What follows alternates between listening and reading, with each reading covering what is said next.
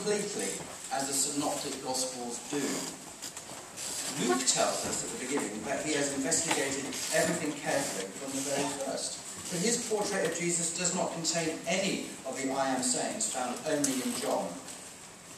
As the acclaimed New Testament scholar E.P. Sanders concludes, so when we consider the Synoptic Gospels on the one hand and John's Gospel on the other, it is impossible to think that Jesus spent his short ministry teaching in two such completely different ways, conveying such different contents. And there were simply two traditions, each going back to Jesus, one transmitting 50% of what he said, and the other 50%, with almost no overlaps. Consequently, for the last 150 years or so, scholars have had to choose.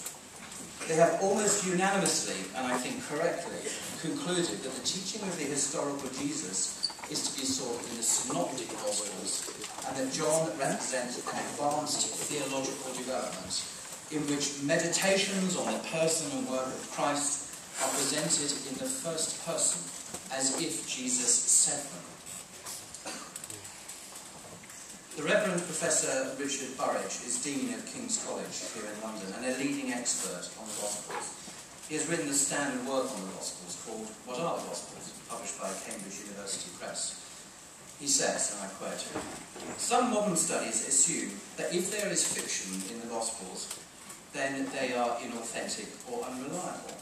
However, closer attention to literary criticism shows that no one wrote a classical biography to provide a documented historical text, as we might capture something with a tape recorder, but rather in an attempt to get inside the person. Thus, John's Gospel's stress on truth is not about documented fact, but the higher truth of who Jesus is, which is why he writes in